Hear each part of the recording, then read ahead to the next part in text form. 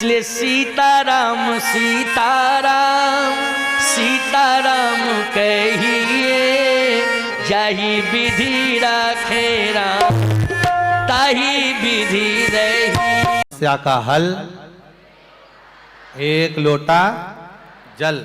पर जल चढ़ाने में भी सावधानी ये होना चाहिए कि हम भगवान को जब जल चढ़ा रहे हैं तो भगवान के जल चढ़ाते समय अपने भीतर छल ना आए, अहंकार ना आए। मैं जितनी बार मंदिर जाती हूं उतनी बार कोई नहीं जाता। मैं जितना भजन करती हूं मेरे बराबर कोई भजन नहीं करता। मैं जितना स्मरण करती हूं मेरे बराबर कोई स्मरण नहीं करता। एक अहंकार से विहीन। ये गणेश तिवारी जी जब हमसे मिलने के लिए भिलाई आए थे तो आदरणीय काशी वाले महाराज जी इनके छोटे अनुज भी साथ में थे। तो उन्होंने कहा कि एक दिवसीय कार्यक्रम है। हमने कहा हम लोग अकोला में रहेंगे महाराष्ट्र में। तो कहा बीच में आप एक दिन सीहोर पहुंच रहे हैं, बस उसी दिन आप यहाँ आ जावे। तो तिवारी जी, गणेश प्रसाद तिवारी जी बोले, गणेश तिवारी जी कहे गुरु जी बस आधा घंटा भी अगर कवर्धा मिल जाए तो बड़ी कृपा होगी। तो हम तो कहते हैं कि इन्होंने तो बोला पर कहीं ये महादेव जो बाजू में तुम्हारे बैठे हैं 17 किलोमीटर दूर, उन्होंने खींच कर यहाँ बुला लिया। ये उन्हीं की कृपा, उनकी उदारता। और उनकी उदारता इतनी हो गई कि पूज्य गुरुदेव का दर्शन हो गया, व्यासपीठ का दर्शन हो गया। जिस स्थान पर, इस मंच पर, इस व्यासपीठ के सम्मुख में परम पूज्य जगत गुरु अभिमुक्तानंद महाराज श्री भी आकर गए हैं और जिनकी वाणी अपने को श्रवण करने को मिली है। भारत की भूमि के वो संत हैं जगत गुरु शंकराचार्य जी महाराज, अभिमुक्तेश्वरानंद जी महाराज, जो सनातन धर्म को जागरूक करने में लगे। और फिर अभी कथा में कहा, आपको अभी थोड़ा सा प्रवचन में वर्णन किया कि इंजन को काला होना ही पड़ता है। डब्बे काले नहीं होंगे पर इंजन को काला होना पड़ता है। उसी तरह पूज्य गुरुदेव जगत गुरु शंकराचार्य जी और आदरणीय पूज्य गुरुदेव कामतगिरी पीठाधीश्वर आचार्य जी महाराज ऐसा कार्य सनातन धर्म को जोड़ने का कर रहे हैं, जिसके कारणवश कई बार जब कोई अच्छा कार्य होता है, कोई धार्मिक आयोजन होता है, कोई सत्कर्म का कार्य होता है, तो लोग उसमें कहीं ना कहीं गलतियां छांटते हैं। पर निवेदन है, सरोवर में, सरोवर के घाट पर, सरोवर के अंदर मछली भी होती है और मोती भी होता है। उस सरोवर पर बगुला भी बैठता है और हंस भी बैठता है। ये वो सरोवर है श्रीमद् भागवत और राम कथा का, ये पंडाल नहीं, ये वो सरोवर है। जैसे एक सरोवर पर मछली भी है, सरोवर के अंदर मोती भी है, हंस भी बैठ रहा है, बगुला भी बैठ रहा है। बगुला कभी सरोवर में से मोती नहीं चुनता, बगुला हमेशा सरोवर में से मछली चुनता है। और हंस सरोवर में से कभी मछली नहीं चुनता, हंस हमेशा मोती चुनता है। अब आपके ऊपर है, आप संतों से क्या चुने, आप संतों से क्या प्राप्त कर, ये आपके ऊपर, आपकी भक्ति के ऊपर है, आपके विश्वास के ऊपर है, आपकी दृढ़ता के ऊपर है। आप क्या लेना चाहते हैं, आप क्या ग्रहण करना चाहते हैं। कोई आता है तो तरह तरह के लोग हैं, कथा श्रवण करने आते हैं, कोई कथा सुनने आता है, कोई चप्पल चुराने आता है।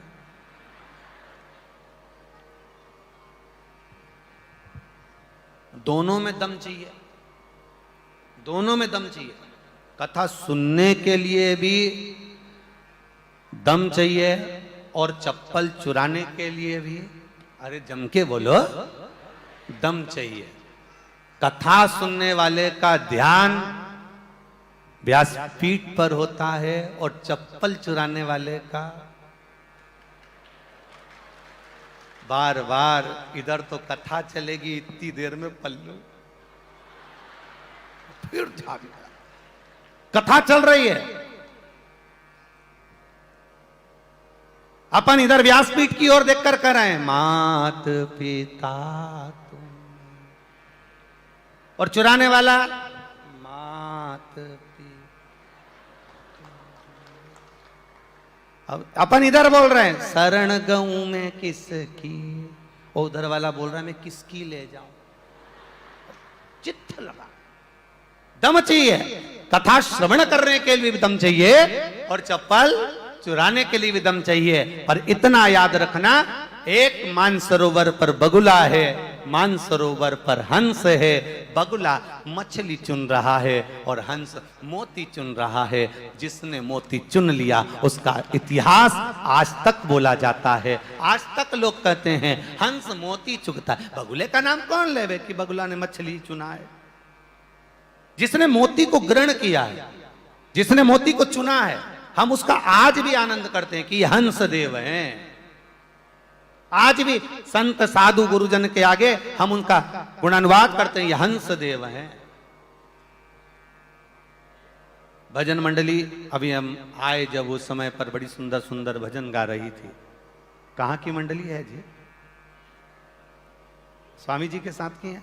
बहुत सुंदर, बहुत सुंदर। प्रणाम आपके चरणों को, दंडवत नमन, बहुत सुंदर। एक भजन ले लें जो सभी लोगों के मुख पर अटा हुआ, तेरे डमरू की धुन।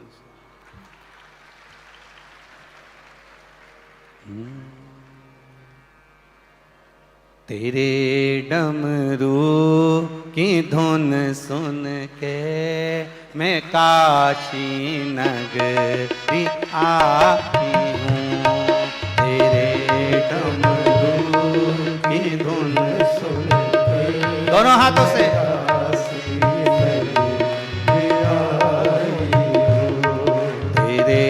डमरू की धुन सुन के मैं काशी नगरी आई हूँ। तेरे पीछे वाले भी दोनों हाथों से बड़े आनंद के साथ,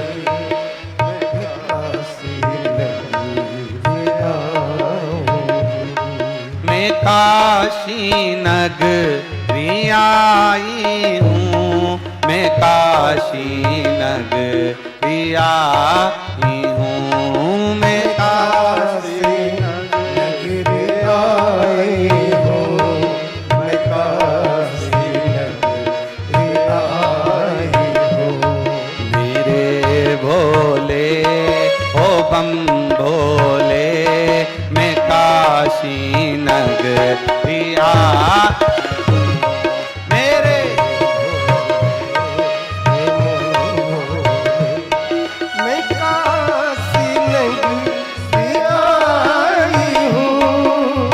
पंडाल के जितने भक्त बैठे हैं दोनों हाथों से ताली से बजाते हुए, बार बार ये योग नहीं लगेगा कवर्धा में। जय हो, वो तो तुम्हारा पुण्य था, इसलिए राम कथा, भागवत कथा और शिव तत्व जानने का मौका मिला।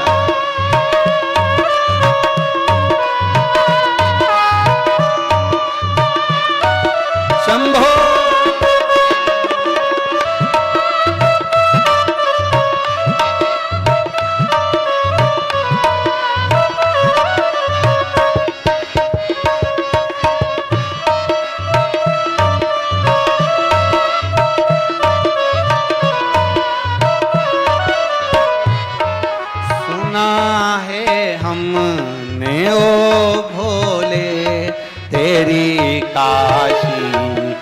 गंगा है, सुना है हमने भोले तेरी काशी में गंगा है। सुना है हमने ओ भोले तेरी काशी में गंगा है। सुना है हमने, सब गाइए,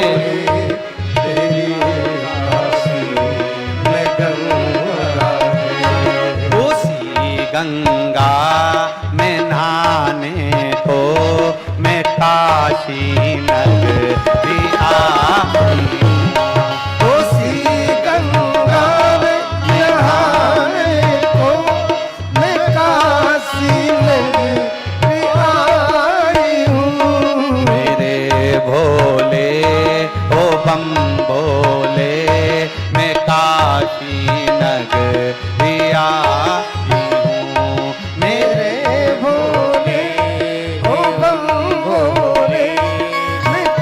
पंडाल वालों दोनों हाथों से,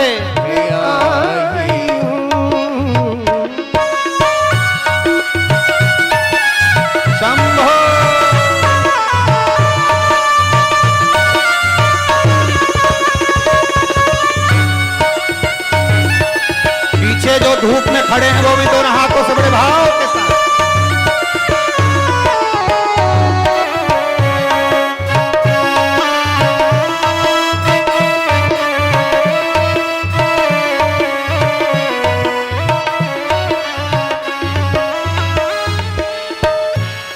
सुना है हमने ओ भोले तेरी काशी में मुक्ति है। सुना है हमने ओ भोले तेरी काशी में मुक्ति है। सुना है हमने ओ भोले तेरी काशी में मुक्ति है। सुना है हमने ओ भोले तेरी काशी में मुक्ति है। उसी मुक्ति को पाने को मैं काशी नगरिया उसी मुक्ति को पाने को मैं काशी नगरी आई हूँ। मेरे भोले ओ बम बोले मैं काशी नगरिया मेरे भोले ओ बम भोले मैं काशी नगरी आई हूँ।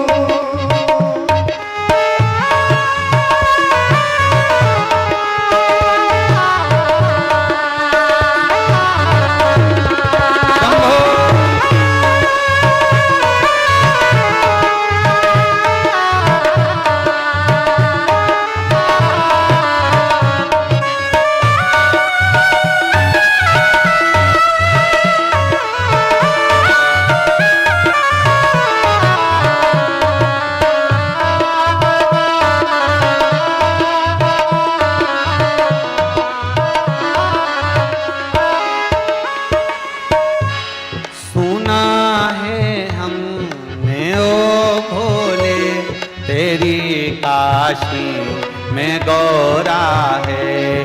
सुना है हमने ओ भोले तेरी काशी में गौरा है। सुना है हमने ओ भोले तेरी काशी में गौरा है।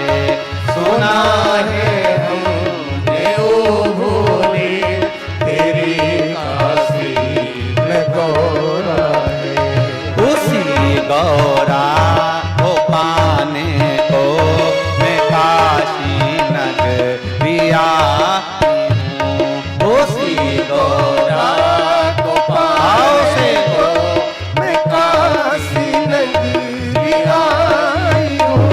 मेरे भोले ओ बम भोले मैं काशी नगरिया हूँ। मेरे भोले ओ बम भोले मैं काशी नगरी आई हूँ। मैं काशी नगरी आई हूँ। मैं काशी नगरी आई हूँ। मैं काशी नगरी आई हूँ। मैं काशी नगरी आई हूँ। मेरे भोले ओ बम भोले मैं काशी नगरी आई हूँ। मेरे भोले ओ बम भोले मैं काशी नगरी आई हूँ। मैं काशी नगरी आई हूँ।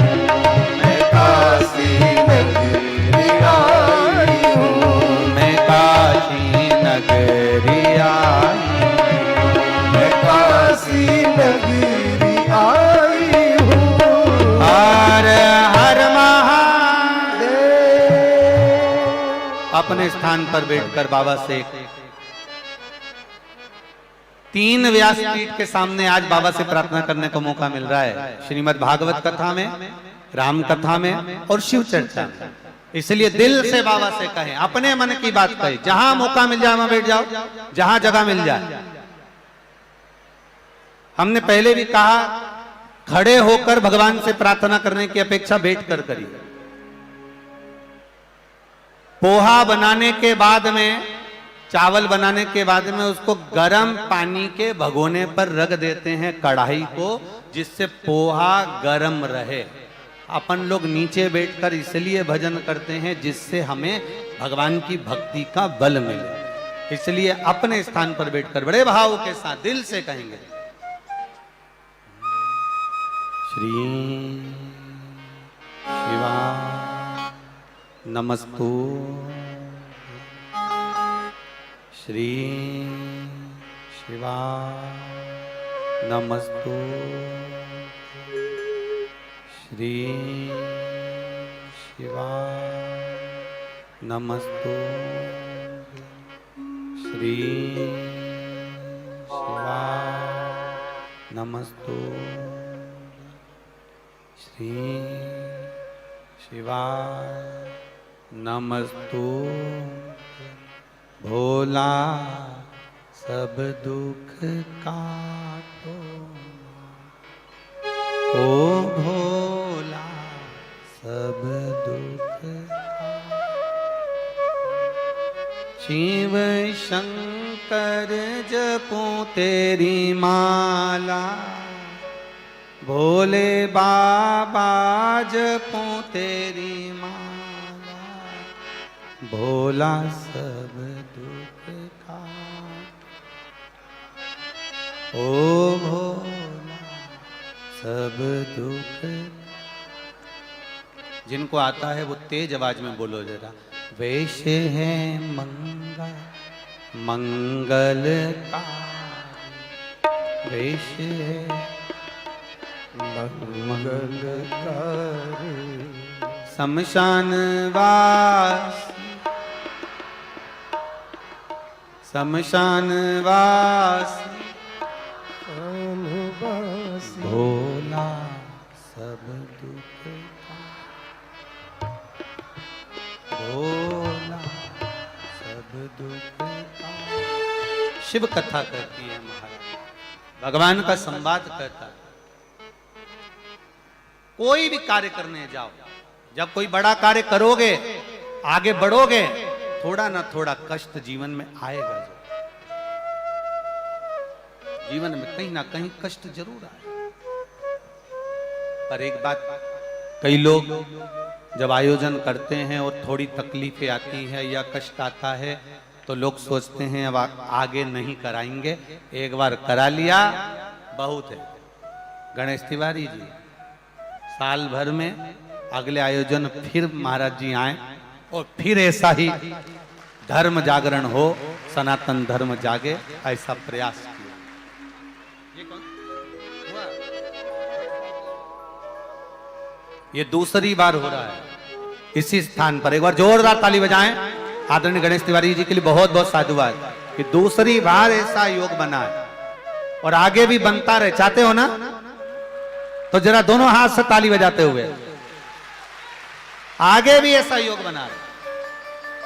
हमारा छत्तीसगढ़ धान का कटोरा, एक मुट्ठी चावल थोड़ा सा होता है, इतना सा चावल, पर इतने बड़े बर्तन को पकते ही भर देता है। जैसे ही चावल पकेगा बर्तन पूरा भरा जाएगा। ये छत्तीसगढ़ धान का कटोरा ऐसा है जहां पर 2 मिनट बैठकर भी अगर कोई भजन करता है, क्योंकि छत्तीसगढ़ की पूरी भूमि पर कंकर शंकर है, हर जगह पर शिवालय बने हुए हैं, शिवलिंग बने हुए हैं। प्रत्येक जितना अभी भिलाई की कथा में आपको कहा था, जितना मेरे राघव जी, जितना मेरे राम जी वनवास के समय पर, जितना मेरे राघव जी राम जी जितना मध्य प्रदेश में नहीं चले, जितना उत्तर प्रदेश में नहीं चले, जितना किसी प्रदेश में नहीं चले, उतना छत्तीसगढ़ की पावन धरा पर चले हैं। इसलिए यहां राम पथगमन बना हुआ है। छत्तीसगढ़ की पावन धरा पर जहां मेरे राघव जी बैठते थे, जहां मेरे राम जी बैठते थे, शिवलिंग का निर्माण करते थे, पूजन करते थे, आराधना करते थे, अर्चना करते थे और फिर आगे बढ़ जाते थे। आज भी भारत भूमि पर राम पथगमन पर जितने मेरे राघव जी के मंदिर नहीं, उतना राम पदगमन पर मेरे महादेव के मंदिर हैं, क्योंकि राम जी जहां रुकते थे वहां पार्थिव शिवलिंग बनाकर पूजन किया करते थे। शिवलिंग का पूजन कर कर फिर आगे बढ़ते थे।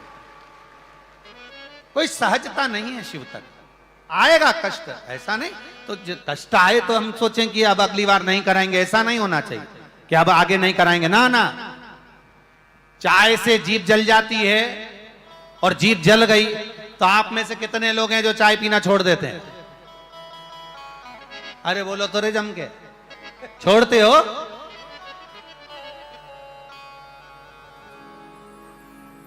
चाय पीना छोड़ोगे? नहीं छोड़ोगे तो आग लगे बस्ती में। कोई कुछ भी कहन दो, कोई कितना ही ताना दे, देन दो, तुम कथा में आना मत छोड़ो और महादेव के दरवाजे जाना मत छोड़ो। कहन दो। जो ज्यादा बोले, जो दुकान वाला, पड़ोसी, अड़ोसी, धड़ोसी, धड़ोसी मतलब पीछे वाला, ठीक है, जो ज्यादा ताना दे उसकी दुकान के सामने से उतनी जोरदार छोटी मोटी करके जा, उतनी जोरदार। अपने जीवन में कितना भी दुख हो, पर भगवान की शरणागति में, गुरु की शरणागति में, माता पिता की शरणागति में, घर के बुजुर्गों की शरणागति में, परमात्मा की शरणागति में, संत साधु ब्राह्मण जन की शरणागति में हमेशा प्रसन्न होकर चल, हमेशा प्रसन्न। जितने खुश होकर जा सकते उतने खुश होकर जा। चाय से जीवन जल जाए, चाय पीना नहीं छोड़ते। कोई कह दे कि नहीं ये आयोजन नहीं, ऐसा नहीं होना चाहिए, ऐसा यज्ञ नहीं होना चाहिए, अनुष्ठान नहीं होना चाहिए, क्यों जाते हो शिव मंदिर, काय को जल चढ़ाते हो शंकर जी के मंदिर में जाकर? क्या होता है शंकर भगवान को जल चढ़ाने से? जो तुमको कहे शिव को जल चढ़ाने से क्या होता है, जो तुमको अकल देने आए उसके हाथ जोड़कर कह देना तेरी बात सुनने से क्या होता है। तू हमसे कह रहा है शिव मंदिर मत जाओ, शिवालय मत जाओ, भगवान के दरवाजे मत जाओ। कहेंगे लोग, बहुत कहेंगे। इसी छत्तीसगढ़ की भूमि पर कहकर गए थे एक बात। कई लोग कहेंगे अगरबत्ती में बांस लगा होता है, अगरबत्ती मत जलाओ। वो चाहते हैं तुम अगरबत्ती जलाना छोड़ दो और मोमबत्ती जलाना चालू कर दो। वो खुद चाहते हैं कि अगरबत्ती छुड़ाएंगे और मोमबत्ती तुम्हारे हाथ में पकड़ाएंगे और कहेंगे रोज मंदिर जाने की अपेक्षा हफ्ते में एक बार हमारे पास आओ और मोमबत्ती जलाओ। पर निवेदन है, अगरबत्ती में चाहे दुनिया के लोग कह दे बांस है, ये है, वो है, दुनिया के लोग कितना भी छुड़ाने का प्रयास करें, पर आप अगरबत्ती लगाना मत छोड़ना। भले दो लगाना, पर भाव से लगाना। कहे तो सनातन धर्म को तोड़ने वाले, सनातन धर्म पर उंगली उठाने वाले, सनातन धर्म को नीचे धकेलने वाले तुमको सनातन धर्म से खींचकर दूसरी ओर ले जाने का प्रयास कर रहे हैं। आप बहुत समझदार हो गए हो। एक लोटा जल शंकर जी को चढ़ा चढ़ा कर आपने कई लोगों के दिल के अरमान पर पानी फेर दिया है। सबको टेंशन है। आज परम पूज्य गुरुदेव कामतगिरी सरकार यहाँ पर विराजमान है, पीठाधीश्वर परम पूज्य गुरुदेव व्यासपीठ पर विराजमान है। जब ये प्रवचन करते हैं, भागवत कथा, राम कथा कहते हैं, तो ना जाने कितने कितने हैं जो चाहते हैं कि यहाँ पर ये क्यों आ गए। क्योंकि आज बहुत ज़्यादा धर्म परिवर्तन का जो कार्य चल रहा है, लोग तोड़ने का कार्य कर रहे हैं। संत साधु गुरुजन ब्राह्मण जन तपस्वी जन जो परमात्मा से सही मायने में लगे, जो भगवान से लगे, वो आपको भगवान से ही जोड़ेंगे।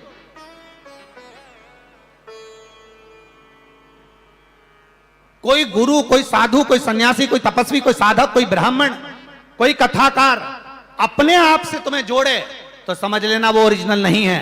जो संत ओरिजिनल होगा, साधु ओरिजिनल होगा, गुरु ओरिजिनल होगा, कथाकार ओरिजिनल होगा, जो भगवान से, संत साधु गुरु और ब्राह्मण भगवान से लगा होता है, वो आपको भगवान के चरणों में ले जाकर छोड़ देता है, अपने पास में लाकर नहीं रखता। वो अपने पास नहीं रखता, भगवान के चरणों में ले जाकर छोड़।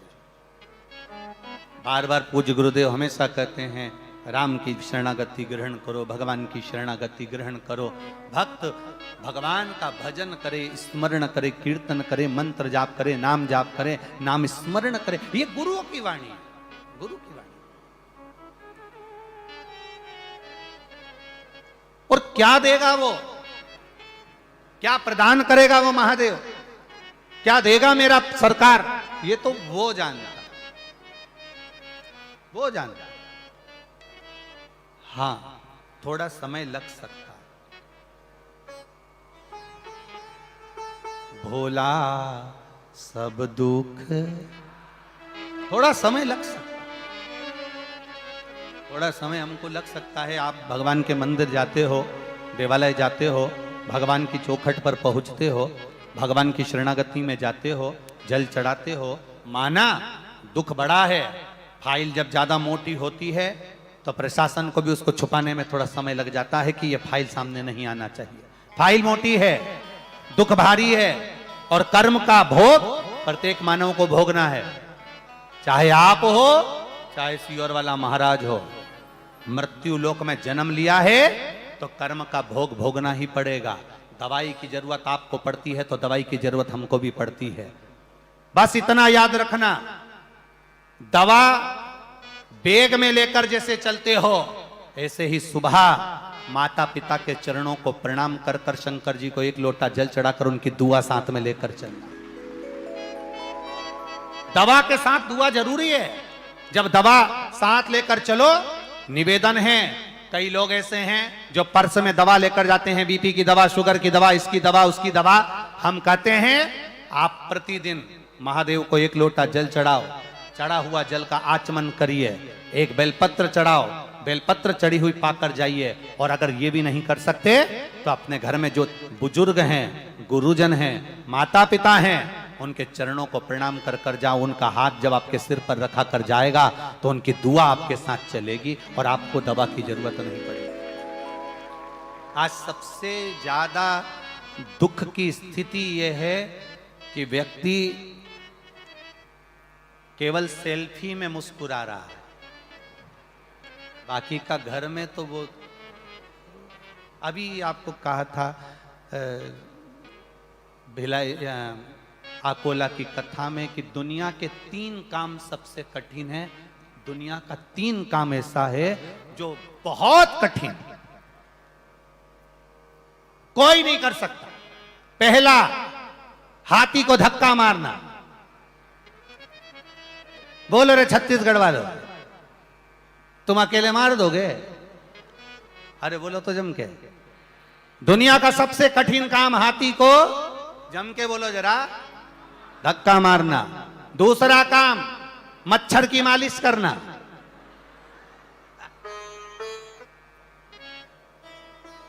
कर दोगे? अरे बोलो तो जम के।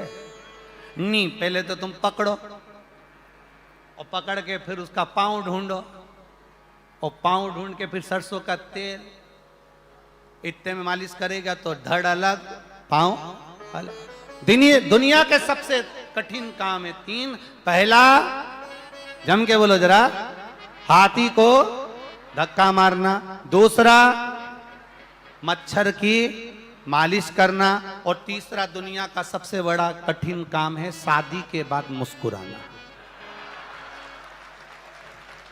ये दुनिया का सबसे कठिन काम। बस वो केवल सेल्फी में मुस्कुराए, बाकी का मुस्कुरा ही नहीं सकता। और अगर वो ज्यादा मुस्कुरा दिया तो जगदम्बा तुरंत टूट पड़ेगी, और फिर वो भजन याद आ जाएगा, अम्बे तू है जगदम्बे, जय हो कवर्धावा, हम सब उतारे तेरी, और तेरे कवर्धा वालों पर भीड़ पड़ गई।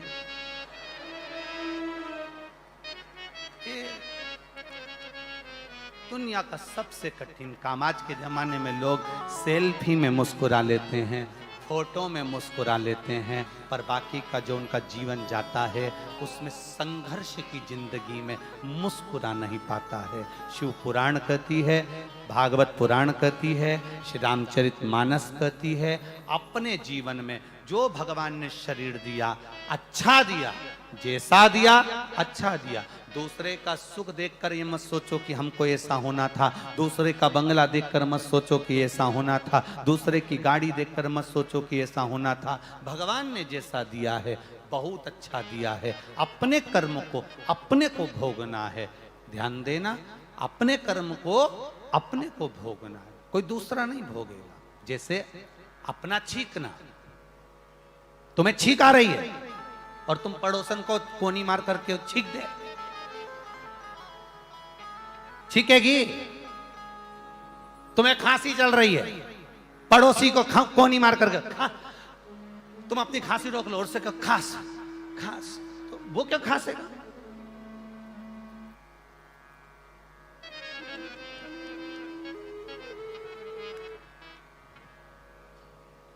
तुम्हें भूख लग रही है और पड़ोसी से कह दो समोसा तू खा जा, तुम्हारा पेट भराएगा? तुम्हारा छींकना तुमको छींकना पड़ेगा, तुम्हारा खांसना तुमको खांसना पड़ेगा, तुम्हारा भोजन तुम्हें करना पड़ेगा। उसी तरह हम जैसा कर्म करेंगे हमको भोगना पड़ेगा, दूसरा नहीं भोगेगा। अपने कर्म का भोग अपने को भोग। मत बुरे कर्म कर वरना पछताएगा, भगवान की आंखों से तू बच नहीं पाएगा, तू बच नहीं पाएगा। अरे ओ अज्ञानी मत कर, अरे ओ अज्ञानी मत कर। तेरे कर्म का फल भी तू ही पाएगा, जैसा किया तूने तेरे आगे आएगा। अपने कर्म का फल भी तू ही पाएगा, जैसा किया तूने तेरे आगे आएगा। मत बुरे कर्म कर, मत बुरे कर्म कर वरना पछताएगा, भगवान की आंखों से तू बच नहीं पाएगा, तू बच नहीं पाएगा। अरे ओ अज्ञानी मत अरे ओ अज्ञानी, अरे ओ अज्ञानी। अरे ओ अपने कर्म का दंड हमको भोगना है, हम जैसा करेंगे वैसा हमको भोगना पड़ेगा। भगवान देवाधिदेव महादेव ने माता पार्वती जी को जब अशोक सुंदरी को प्रकट कर रहे थे काशी में, एक अशोक के वृक्ष से माता अशोक सुंदरी का जब प्रागट्य हो रहा था, उस समय पर भगवान शिव की 5 बेटियां जया, विषहरा, शामलिवारी, दौतली, देव, शंकर भगवान की 5 बेटियां सामने खड़ी थीं। और जब अशोक सुंदरी को अशोक के वृक्ष से प्रकट करा जा रहा था, भगवान शंकर की 6ठी बेटी प्रकट हो रही थी। निवेदन करा मां पार्वती जी ने, मेरे ताप को कौन मिटाएगा? भगवान शिव कहते हैं ये अपना ताप अपने को मिटाना, कोई दूसरा नहीं मिटाएगा। शिव जी से पार्वती जी ने पूछा मेरा ताप समाप्त कैसे होगा? शंकर भगवान ने एकांत में ले जाकर अमरनाथ की गुफा में बैठकर पार्वती जी को अमर कथा सुनाई कि कथा में बैठने पर, सत्संग करने पर, भजन करने पर, कीर्तन करने पर और किसी गुरु की शरणागति में पहुंचने पर व्यक्ति का ताप मिट जाता है। आप जब शिव महापुराण की कथा में जब पहुंचते हो ना, या राम कथा में जब पहुंचते हो, श्रीमद् भागवत कथा में जब पहुंचते हो, तो जैसे अंदर आने से पहले तुम्हारी चप्पल बाहर रह जाती है ना, उसी तरह चप्पल जैसे बाहर रह गई वैसे हमारे जीवन का पाप भी हमसे बाहर रह जाता है और हम निर्मल मन से कथा को श्रवण करते हैं। इसीलिए तो कहते हैं कि कथा के पंडाल में बैठकर कथा सुना करो। जितना बड़ा ग्राउंड, आप इस ग्राउंड के बाहर जाकर कथा सुनोगे उसमें तत्वता नहीं है। कथा के पंडाल में बैठकर कथा सुनो। कई बार पहले भी कहा, दूध बेकार नहीं होने देना है तो फ्रिज में रख दो, फल बेकार नहीं होने देना है तो फ्रिज में रख दो, सब्जी बेकार नहीं होने देना है तो फ्रिज में, बोलो जम के बोलो, रख दो। सब्जी बेकार होगी क्या? नहीं। दूध बेकार होगा? नहीं। फल बेकार होगा? नहीं। फ्रिज के अंदर रहेगा तो सड़ेगा नहीं, और फ्रिज के बाहर रहेगा तो सड़ जाएगा। जो जो इस कथा के पंडाल में बैठे हैं ये सड़ने वालों में से नहीं है, क्योंकि फ्रिज के अंदर है। ये भगवान भागवत माता और राम कथा का फ्रिज है, जिसके अंदर आप बैठे हुए हो। सड़ने वाले काम, लोभ, आसक्ति, वासना, तृष्णा में सड़ोगे नहीं, ताजे की ताजे बने रहोगे। जब चाहे मेरा भोलेनाथ तब इस फ्रिज को खोलकर मृत्यु लोक से लेकर चले जाए, ये भजन करता ही मिलेगा, स्मरण करता ही मिलेगा। ऐसा पावन संवाद यहाँ राम कथा भागवत कथा के मध्य में आना हुआ। कवर्धा की पावन धरा पर पहली बार हमारा तो आगमन हुआ, बहुत अच्छा लगा। आप इतनी संख्या में राम कथा भागवत कथा श्रवण कर रहे हैं, आपको दंडवत प्रणाम करता हूँ। पूज्य गुरुदेव की वाणी ओजस्वी, पूज्य गुरुदेव की वाणी श्रीमद् भागवत में बहुत आनंद के साथ आनंद में श्रवण कर रहे हैं। श्री गणेश तिवारी जी, आपसे केवल इतना ही निवेदन रहेगा, जैसे आज आप संपूर्ण कवर्धा वालों को सनातन धर्म से जोड़ रहे हैं, बस इतना जैसे आपने उनको संकल्प दिलाया कि जैविक खेती करना है तो आप इनसे जैविक खेती कराओ, पर सनातन धर्म की खेती आप ऐसे ही करते जाओ। चाहते हो ना कवर्धा वालों कि आने वाले समय में भी ऐसा सत्संग हो? जोरदार ताली बजाकर एक बार फिर गणेश तिवारी जी के लिए साधुवाद।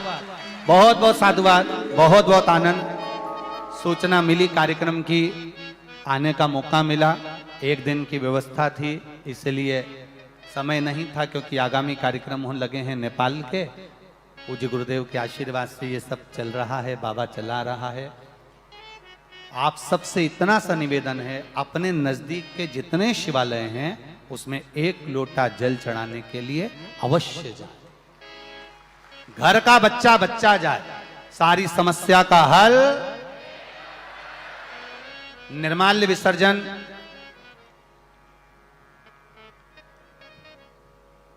श्री शिवाय नमस्तुभ्यम महिला मोर्चा कवर्धा द्वारा वार्ड क्रमांक 19 ठाकुरपारा कवर्धा द्वारा एक निर्माल्य विसर्जन रथ चलाया गया है। एक बार जोरदार ताली बजाएं।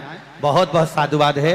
महिला मोर्चा को, महिला मोर्चा के लिए एक बार जोरदार ताली बजाएं। महिला मोर्चा की महिलाएं खड़ी हैं, एक बार दोनों हाथ हिला दीजिए आप। हर हर महादेव।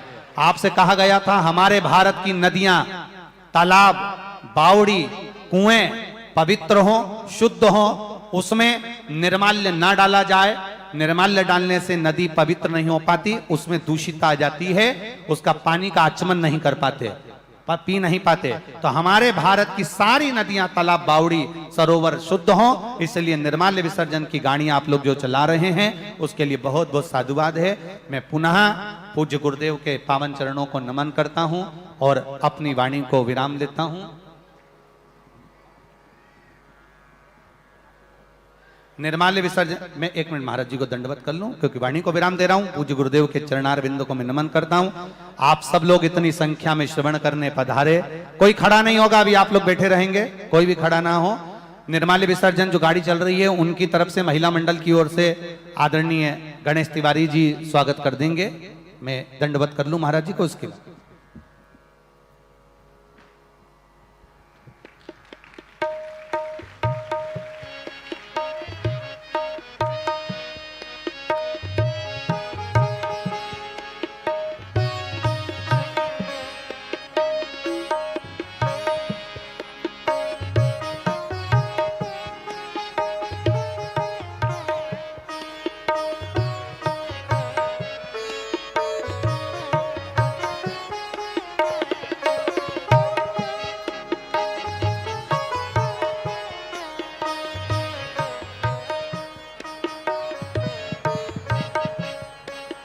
मंच में कोई ना आए, ध्यान दें, स्टेज में कोई ना आए। ऊपर पुलिस प्रहरी ध्यान देंगे। जो भी तृतीय सभी लोग बैठ जाएं। जितने लोग स्टेज पर हैं वो लोग भी बैठ जाएं कृपया। निवेदन है, आप लोग बैठ जाइए अपनी जगह पर। श्री शिवाय, श्री शिवाय। बैठ जाइए आप लोग। पुलिस प्रशासन के कार्यकर्ताओं से निवेदन है, प्रशासन अधिकारियों से, कि मंच पर जो लोग खड़े हैं उनको कृपया बिठवा दीजिए या एक और कर दीजिए। प्रशासन अधिकारियों ध्यान दें। आप सभी लोग पूज्य महाराज जी का दर्शन करें, व्यवस्था बनाने में सहयोग करें। सब लोग सभी मंच लोग में अपने चढ़ स्थान पर बैठ जाएंगे। जाइए। मंच में जो भी हैं आप लोग अपने स्थान पर बैठ जाएं। बार बार प्रार्थना किया जा रहा है कि एक मंच की एक क्षमता होती है, इतने लोग आ सकते हैं और अभी क्षमता से ज्यादा लोग संगीत आप मंडली मंच ने में हैं। बहुत सुंदर संगीत के स्वर दिए। अभी जब हम आए थे उस समय पर बहुत सुंदर श्री शिवाय नमस्तुभ्यम का जाप आदरणीय संगीत मंडली वाले कर रहे थे। बड़ा सुंदर गुरुजी आपके साथ की संगीत मंडली को प्रणाम है। बहुत सुंदर संगीत का स्वर आपने दिया है। बहुत बहुत साधुवाद है। मंच में एक भी आदमी एक्स्ट्रा ना आवे, जो हैं वो प्रणाम करके उतरते जाएं। मंच की गरिमा बचा करके रखें। पूज्य महाराज जी का आशीर्वाद आपको मिलता ही रहेगा। दूर से आप लोग दर्शन सभी करें। लोग आराम से आप लोग मंच से नीचे की ओर उतरते जाएं। 17 तारीख से सुंदर शिव महापुराण की कथा वीरगंज नेपाल से प्रारंभ होगी, उसका स्मरण रहेगा। यहाँ जो राम कथा और भागवत कथा हो रही है, 1 बजे से श्रीमद् भागवत कथा, 1 बजे से श्रीमद् भागवत कथा परम पूज्य गुरुदेव संत श्री राजीव लोचन महाराज जी द्वारा होती है। और राम कथा शाम को 4:30 बजे से परम पूज्य कामतगिरी पीठाधीश्वर स्वामी जगत गुरु राम स्वरूपाचार्य जी महाराज जी द्वारा होती है। मंच में और लोग ना योग आवें। शिविर सुबह 5 बजे होता है, जिसमें आप आनंद ले सकते हैं। आज की जो राम कथा है वो 2 बजे से प्रारंभ होगी। आज की राम कथा दोपहर में 2 बजे से प्रारंभ होगी।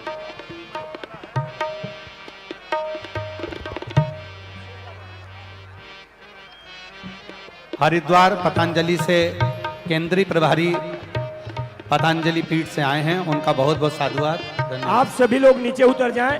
आप सभी लोग नीचे उतर जाएं। मंच की गरिमा है, महाराज जी का नीचे से ही दर्शन करें। बोलिए सियावर रामचंद्र की। आप सभी लोग नीचे उतरे। मंच की व्यवस्था है। पंच कैलाशी राजेश शुक्ला जी यहाँ पर आ जावे, साथ में जयराम साहू जी।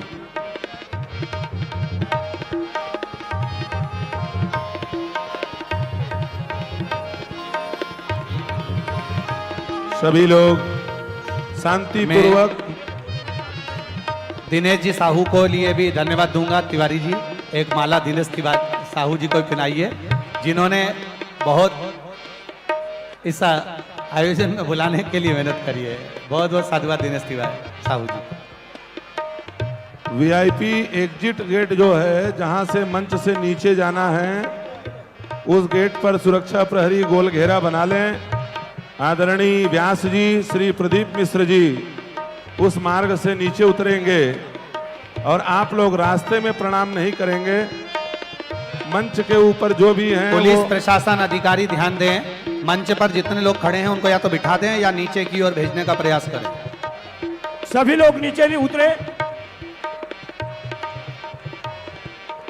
अपने अपने जगह पर बैठ जावें। अपने अपने जगह जब पर। पूज्य गुरुदेव मंच पर कामतगिरी पीठाधीश्वर बैठे हों तो आप अपनी मर्यादा से रहें और सभी लोग मंच का ध्यान रखें। व्यासपीठ पर पूज्य गुरुदेव विराजमान हैं, आप लोग अपना स्थान ग्रहण करें। सब लोग शांति से एक स्थान पर बैठ जाएं। तत्काल श्री राम कथा प्रारंभ होगी। कामतगिरी पीठाधीश्वर जगत गुरु रामानंदाचार्य जी का आशीर्वचन आप लोग श्रवण करेंगे। श्री प्रदीप मिश्र जी का मंगलमय उद्बोधन मंगलमयी आशीर्वचन समस्त कंवरधा वासियों को प्राप्त हुआ, लेकिन कंवरधा के श्रोता इस प्रकार से उथल पुथल मचाएंगे तो आगे आने के लिए प्रदीप मिश्र जी भी विचार करने लग जाएंगे व्यास जी। इसलिए शांति का और सज्जनता का, सहजता का परिचय देते हुए पुलिसकर्मी वहां पर ब्रेक लगा के रखें, किसी को ऊपर ना आने दें, और जो ऊपर हैं वो शांति पूर्वक अपने स्थान पर बैठ जाएं। एक मंगलमयी भजन हमारे समाधिया जी।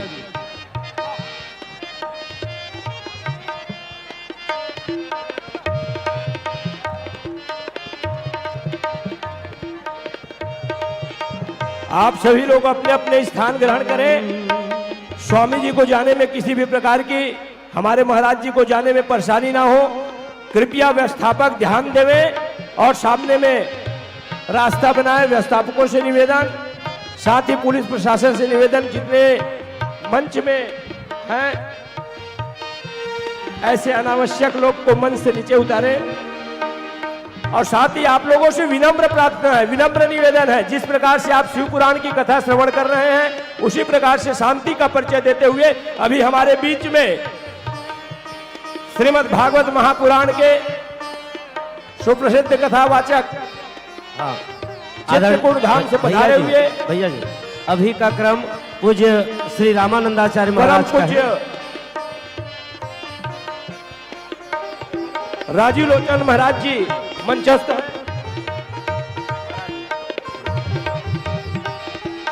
आज हमारे मंच में विराजित हैं कामदगिरी पीठाधीश्वर जगत गुरु रामानंदाचार्य राम स्वरूपाचार्य जी महाराज जी का कथा श्रवण करने को आप सभी को मिलेगा। और रामचरितमानस की ऐसी पावन कथा जो केवल छत्तीसगढ़ में ही नहीं, पूरे भारतवर्ष के एक एक अंचल में जाकर के रामचरितमानस को जनमानस के मानस में स्थापित करने के कला के सशक्त प्रेरणा स्रोत हमारे परम पूज्य स्वामी जी विराजित है मंच में। इसलिए बाकी सभी लोगों से निवेदन कि अपना स्थान ग्रहण करके, अभी आप शिव पुराण की कथा श्रवण कर रहे थे और शिव पुराण की कथा का फल क्या है, तो बोले रामचरितमानस की कथा हमारे परम पूज्य जगत गुरु रामानंदाचार्य राम स्वरूपाचार्य जी महाराज आपको श्रवण कराएंगे। इसलिए आप सभी लोगों से निवेदन है कि अपने अपने स्थान में बैठ जावें और बैठ करके आज कथा की आनंद लेवें। साथ ही श्रीमद् भागवत के कथावाचक महाराज जी का भी आप अवलोकन करें, दर्शन करें। हाँ, आइए पादुका पूजन के लिए कार्यक्रम के मुख्य बैटरी की यजमान व्यवस्था करिए इसकी। पंडित गणेश प्रसाद शुभम साउंड भैया, तिवारी जी बैटरी की व्यवस्था।